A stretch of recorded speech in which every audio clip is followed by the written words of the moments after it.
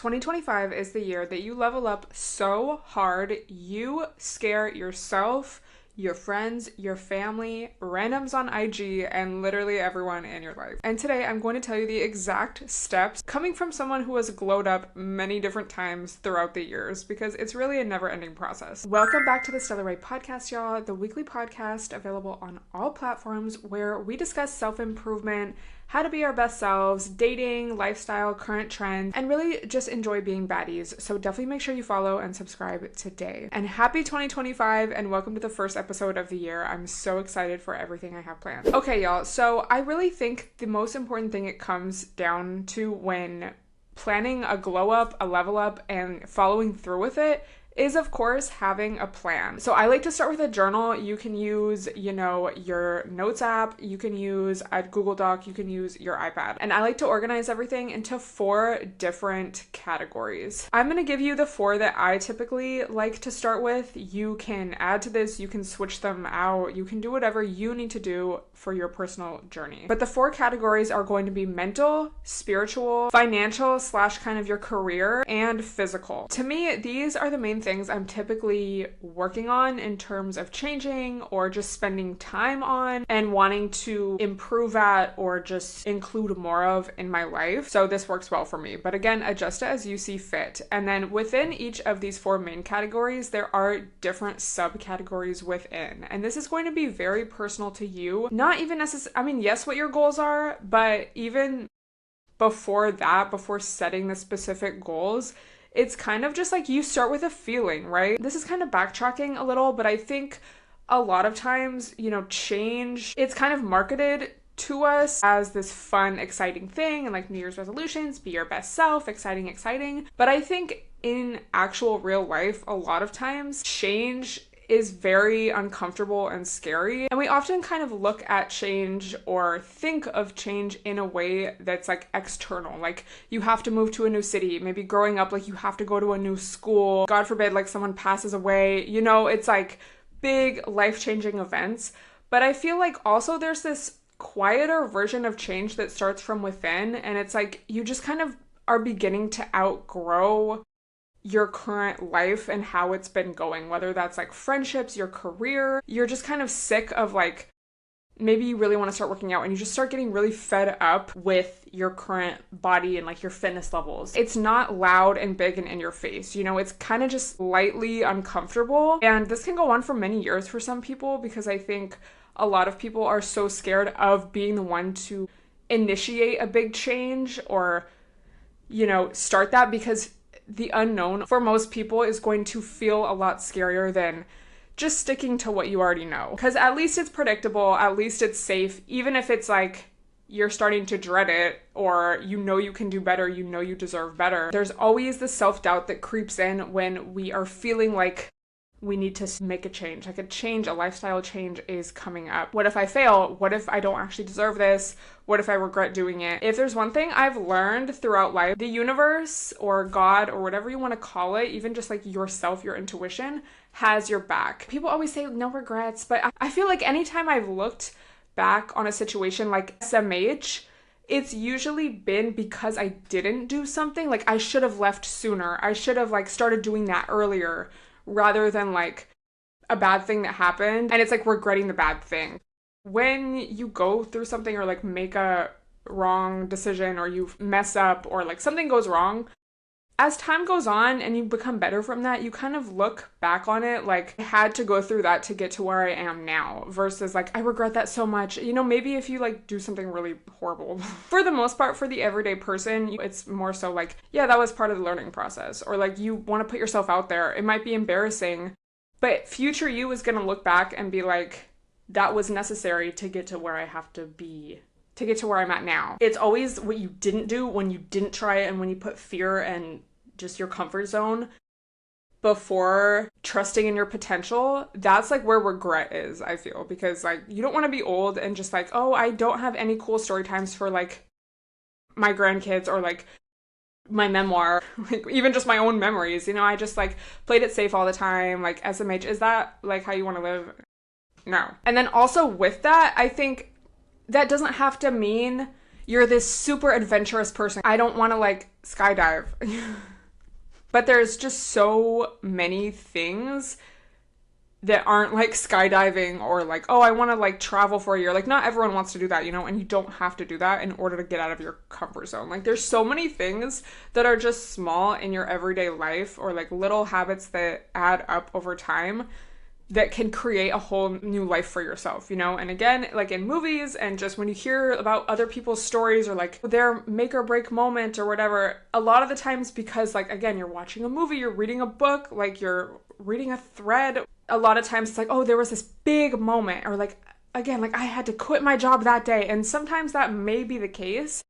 But again, it's like so much of change and like changing yourself and getting to where you want to be and achieving your goals starts from within. And again, it's like a little more quiet. It's a little more like everyday habits and just kind of a shift in energy and where your attention is going. And that's the main focus. And on one hand, it's kind of like, well, I want my big movie moment. Like, I want my time lapse. It's like, you got to be in the time lapse phase of the movie, you know, like they're working out every day. They're like doing little things every day and it's adding up. And that's kind of like, on the other hand, it's reassuring because it's like, I don't have to just wait around for this huge moment because it's not always going to be that. And sometimes, of course, it is.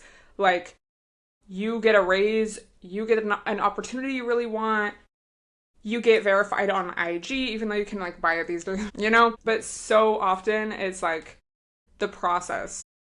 And that's why so much of manifestation, which is kind of another like subtopic off of this, is about cultivating the feeling you want from within first. Because normally once you achieve something, it's not this huge, big moment a lot of the times. Like, sometimes you gotta remind yourself, like, this is what I wanted so badly. Like, I need to tell myself to appreciate it because it just feels so normal to me now. And then also when it comes to just even setting goals and planning like what you want to do, you have to set things that you know can feel achievable. Because if you're like, I'm gonna win the lottery and win like $10 billion, it's like for a lot of people that's gonna feel like fantasy land. That's not like a real thing. So just know that your dream self, like whatever goal you have in mind, that's gonna feel normal to you at some point. So you also kind of have to adjust your mindset. Like, not everything is like huge and big and exciting all the time, is basically what I'm trying to get at. Babe, this was like so exciting to do at one point, you know? Like, things that you want so badly can become very regular quickly. Like, we get used to things quick. So also kind of reminding yourself of that, like on both sides. Like, if something feels so unachievable, it's like, how can I adjust the goal in my mind so that it can, like, at least 2% in my mind feel like, okay, that could be achievable and feel like my normal one day. And then also on the other side of it, it's like, you have to remind yourself to cultivate gratitude on the daily, because I'm sure there's at least one thing in your life right now that a few years ago you wanted, or like you would be shook that you have that now, you know? And it's kind of that, just that balance of like, you don't always want to be like chasing after something all the time, because like that can often lead to emptiness, like that feeling of emptiness. But you need a little bit of that, you know, to like go after what you want and like make a change and like have that energy to move forward. So then you also need to practice that gratitude. So anyway, when we come back to our 4 categories, once you have your specific goals under each category, so it could be like in the physical one, like lose this much weight, or like someone on TikTok was like, I'm not going to eat at any restaurants that cook with seed oil. Sure. I want to journal every day. I want to, you know, learn a new language. I want to read this many books, which I'm going to be talking about my top favorite books of 2024 at the end, like towards the end of this podcast, so stick around. Then we're going to break it down into quarterly goals, monthly goals, and weekly goals. And I feel like, or I know actually for myself, this usually looks like actions. Like, it's not so much goals at this point, it's more like the action of like, okay, so each month I'm gonna aim to read like 5 books or 4 books or like however many, you know. I'm going to journal every day. That's going to be like part of my morning routine. I'm going to gym this many times a week. And just getting more into the like daily, again, like those small little habits every day that are going to build up over time. Because that's really how we create change. Again, it's not so much about waiting around for the huge movie moment of like, oh my god, all of a sudden my life completely, like that, again, That can happen, but more often than not, it's about those little habits. And then all of a sudden, it's like a few months have gone by and you're like, wow, like I've come a long way. Like I've lost this much weight. I look way more toned. I know this much more of the language I'm trying to learn. I've already read this many books. That's also why I like kind of breaking the goals down into quarters as well, because you can kind of like stack, you know, and like adjust based on your progress. And then you can also keep the future in mind. Because again, if you have a goal, it's like very easy to sometimes get disheartened, especially when we have social media, you know, we're like comparing ourselves to others. You know, if you want to like lose weight, it's not like, again, it's not like an overnight thing, you know, where you're just all of a sudden going to have your dream body. It's like something you need to work at. So that's why it's also important to keep the long term in mind. And instead of trying to achieve everything all at once, it's like, okay, what can I do this quarter, this month, this week, today? You know, and like it gets smaller and smaller as you go down, because that's just realistic. You don't want to burn yourself out. You don't want to set unrealistic expectations for yourself, and you don't want to set yourself up to fail. I don't know about y'all, but I want to enjoy my life. Like, I don't want to be constantly in this state of like frenzy and like rushing and like, oh my God, like I can never, you know, just feel at peace. Being realistic when planning everything in order to set yourself up. So it's like, okay, this. You know, like in school, you wouldn't just learn the whole math textbook in one day. They wouldn't like assign that to you. It's like, okay, first we're going to learn this chapter, then we're going to move on to this because we already know that, and things build on top of each other. So that's kind of how you have to think about your goals. I think it's really also about treating yourself like your ultimate project, like investing in yourself, putting all your time and attention onto yourself. So this also looks like, you know, being able to set boundaries. And I'm this month actually going to do an episode more about like specifically people pleasing, setting boundaries, and just like the energetic difference in pouring into others versus yourself. But I think especially as a woman, it's like everything in your life, everyone in your life thrives so much more when you are putting yourself first. And to me, like Project You kind of just helps put a fun like little spin on it. And again, like I always think of movies, I don't know why that stuck with me so much growing up. I saw little time lapse of them glowing up. I was like, yes, this is gonna stick with me the rest of my life. But you know, when you want to try something new and it feels embarrassing, or like if you're going on a solo date, or you're just like doing something by yourself and it just feels kind of like awkward and like you feel self-conscious. For me at least, when I look at it through the lens of like Project Me, like, oh, I'm so like trying new things and like worldly, this is so chic, it like just kind of helps with that initial self-consciousness, because you're looking at it through the lens of keeping it chic, okay? And if you saw my post on IG, this year is all about keeping it chic and upping the chic. So it's not like, oh my God, I hate myself, I need to change everything about myself. It's like, okay, I love myself.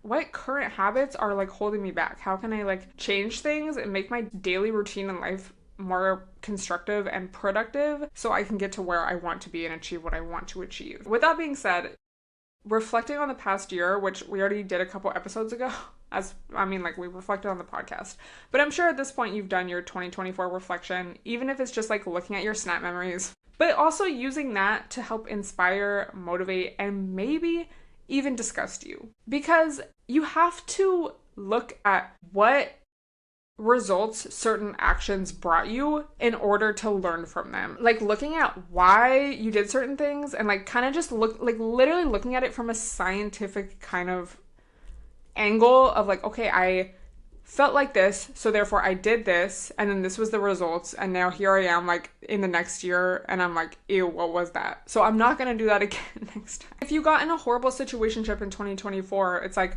okay, now you know I'm not just gonna, like, for example, talk to someone because I'm bored. Sometimes you might be too scared to go after an opportunity, and so you're just like, oh, I'll just like, I don't know, like I'm just not gonna try it. And then again, here you are in the next year, 2025, and it's like, damn, I should have taken that while I had it in front of me. You know, I'm not doing this from a judgmental point of view where you're like judging yourself and like hating on yourself, but just genuinely kind of like a scientific, like, okay, action, result. So now moving forward, we know what we're not gonna do. And that was such a huge part of my brain fully developing. Shout out to all my 98 babies out there, because this is the first year where our brains are gonna be fully developed. Fully. Throughout the whole year. You know, allegedly, I don't know. They say it fully develops at 26, so I'm kind of excited for that. It's like, the grown era begins, you know? But we still got a little time in our 20s. I think this is a great time. But yeah, like I just don't even entertain so many things these days because I just know what's gonna happen, you know? Like, but yeah, being realistic while also focusing on the feelings you want to feel in your everyday life in order to avoid burnout, because that's like not a fun place to be mentally or just in life. It sucks to not have motivation. And I think, again, especially as women, but just for anyone out there, your energy and life force is pretty much the number one most important thing. You know, like your mental health, how you feel, that is so important. So anything you can do to restore that, rejuvenate yourself, and make yourself feel good, like recharge yourself, you know, in a healthy way, that should also be a big priority. You know, sometimes I used to bully myself for needing a little nap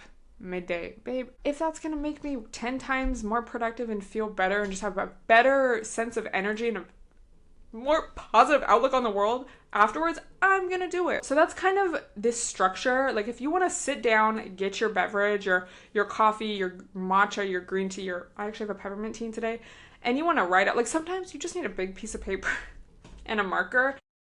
That's what I like to do, and that's what works for me. So let me know if you try it out or if you have a different system that works for you in terms of setting goals or like resolutions. Let me know what it is. But yeah, I think the first quarter of the year also is kind of a special time. You know, I used to always, growing up, kind of dread this quarter because we'd have to like go back to school after winter break and it would still be winter, but it's like not fun anymore and it's like, ew. But now I've shifted my perspective, and I've said this before if you've watched my podcast, but it's like, it's a new year, but these first few months are still kind of like you're planning, you're processing the last year. Like I feel like the new year is really in the spring. That's when the real fresh energy comes out. We just have so much to look forward to. It's fine if you don't necessarily feel like that yet, you know, because it's still, babe, it's winter. Like we have a couple more months left of hibernation, of planning, of, you know, getting your mental right so that you can do what you need to do. But with that being said, like don't waste the time, but use the season to your advantage. Work with the season. Another hot tip, this is for all my perfectionist girlies out there, and I actually saw this, I think in someone else's video maybe, but they said do it badly rather than not at all. And this is kind of an alternate take on like the project you, like I'm doing this because I'm so chic and worldly. I'd rather do something, at least try, than to just not do anything and you look like a dweeb. And ultimately, like of course it's not about what other people think, but I think a lot of times that does play a part in like not wanting to try something new because you might look dumb, people might make fun of you. But ultimately people respect people who try things, versus if you're always playing it safe and like 20 years go by and you're just like still doing the same thing, like not really happy, not really satisfied, but it's like at least I played it safe. People aren't really going to respect you. And I think more importantly, you're not going to respect yourself. When you try new things, it literally builds new neural pathways in your mind and it ultimately builds confidence. Do it badly rather than not at all because you don't want to be a dweeb. And you don't want to let time pass. So I would love to hear your thoughts on any of that. I know I was talking about kind of the internal feeling of change, and I have really been feeling like that recently. This past year, it wasn't the worst year, but it felt like a big transition year for me in more ways than one. I kind of feel now like I'm in that awkward, not like entirely, but in some aspects, it's like, hey, I'm ready for the next thing. Like, I feel like, and I talked about this last year on my podcast, but so many of the times when I would go out, like to parties or like bars or whatever in 2024, it just didn't hit the same. And I think it's just part of getting older, getting chicer. It didn't really feel like that in my early 20s. Like, I would usually have a fun time. It'd be like tea. But now it's like, okay. I think it's also, for me, like finding my people and like friends that I just truly feel like I relate to. When you're on the level up journey, you know, you're gonna lose friends, outgrow friends, and sometimes just realize like, okay, like this person I could do this activity with, but like they're not my number one, you know, bestie ever, you know? And I was actually talking with my mom about that, like just kind of feeling like, okay, I just feel like I don't feel sad about it, but I just kind of feel more so interested, like, okay, what's next? And my mom was like, yeah, that's like a really common thing in your 20s, and especially in your later 20s, you start to find yourself, and it's like you no longer really want to sacrifice yourself and like what you like or want or whatever to fit into a group. So it's like a good thing, you know? Like, I don't feel sad about it, but I just kind of feel like, like I wonder what's gonna be next. And it's kind of like exciting, but it definitely kind of is also that awkward like transition phase of life. So let me know if you relate to that at all, but it makes me want to like host events with the like-minded girlies. Like wellness girlies that are also chic, that are also baddies, but like I don't know. I just have so many complex layers to me. No, I'm just kidding. So last thing I wanted to talk about today was books. Y'all better not be like the boy from my story time who reads. Okay? I read 43 books in 2024. My goal was 30. I read 43, period. I did want to tell y'all some of my favorite books I read in 2024, just with a short summary. It's not going to be boring, I promise. My favorite book I read in 2024 was How to Say Babylon by Sophia Sinclair.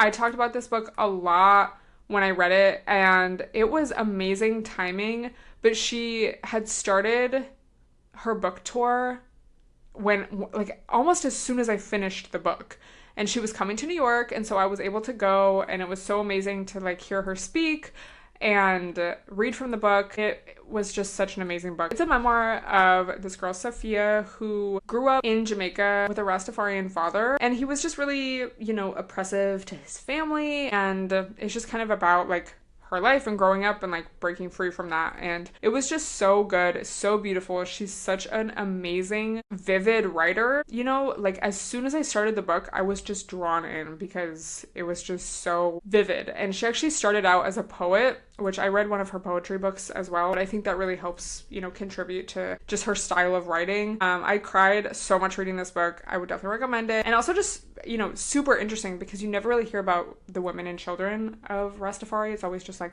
Bob Marley smoked weed, you know, and that's kind of like not it. So I would recommend, and she followed me back on IG and I love her so much. Another really good book I read, there's a lot of good ones, y'all, but this I'm also gonna say was a top book for me because of how much I talked about it and just how much I still think about it. The Power of Strangers, The Benefits of Connecting in a Suspicious World by Joe Keohane. This is also nonfiction, and it's about, you know, what the title says, basically the importance of human connection, small talk. I think this is a really important book to read because of how much technology has taken over our lives and how lonely and disconnected so many people feel. This was already a thing, but I definitely think the 2020 pandemic definitely amplified it for a lot of people. So I would recommend this because it really makes you look at the world differently. You know, for me at least, kind of makes it fun. Like, I feel like I'm way better at talking to people after reading this book. Like, TBH. It literally talks about how you can talk to people and strangers and having that curiosity about someone else's perspective without judgment, and you kind of realize how similar we already are. And I feel like this is especially important, you know, with all the political shit that has been going on. Not saying you need to like agree with every single person you meet, but just kind of like that listening without being judgmental. Oh my god, okay. Another really good book. This is a novel, There by Tommy Orange. This is his older one, and then he had a second one, like the sequel, Wandering Stars, come out I believe in 2024, so I read that as well. Basically Native Americans in the Bay Area. A lot of it is in Oakland. A few different main characters and their stories kind of intertwine. I also really liked Wandering Stars, the first part of it specifically, because it goes a lot into the history of Native culture, and there was just a lot. It was very beautifully written, and then there was also a lot I didn't know. Directly as a result of history, there's just such a lack of knowledge in the general public about Native culture and history and all of that. So it was really beautiful to read. I'm just gonna do a couple more. Like, there's so many good ones. Okay, shout out to my mom for making me read these. No, not making, for recommending these, should we say. Some of you may know the book. It was also a movie, Brooklyn, by Colm Tolbeen. I read that this year, but that's been out for a while. And then the sequel to that book, Long Island, I believe came out in 2024. But yeah, I read both this past year, and I really liked those as well. Again, a lot of you may know because the movie was big. I need to watch the movie, TBH. But it's basically, the main character is this girl who comes to Brooklyn from Ireland and starts working like in downtown Brooklyn, and it's like a love story, and like it's really good. I like the writing a lot, and that was also super cool to like, you know, kind of get like some not insider, but like just the history, especially since now I live here. I don't know how many greats it was, but one of my great grandmothers did immigrate to New York, like in Brooklyn. She was not Irish, but that was just super cool, you know, to kind of like just even how he's like describing the streets and like the just how things were back then. Like it was just very fascinating to read, and I really liked the sequel as well. Very gripping. Okay, last one. I'm gonna have to go with Wherever You Go, There You Are by Jon Kabat-Zinn. Mindfulness, Meditation, and Everyday Life. I really like this book. It was just a very practical guide to mindfulness, and I think I said this at the time when I was reading it, but I kind of went into it like, okay, like, yeah, I know, babe. Like, I've read so many books about meditation and mindfulness, and like, babe, like, I know, but it was still, you know, eye-opening. You know, I still gained a lot from reading it, and it was a very enjoyable read as well. And he wasn't too, like, I don't know, he wasn't annoying, you know, like he was very down to earth, practical, like it was just a really good read. But like I said, I read 43 books, so you can actually go on my Goodreads and see all the books I have read over the past few years even. I would love to hear your recommendations or what your favorites were down below. But I'm going to close this first episode out. I hope you guys enjoyed. Let me know if you do the exercise of the giant piece of paper. And I will talk to you guys next week. Bye, everyone.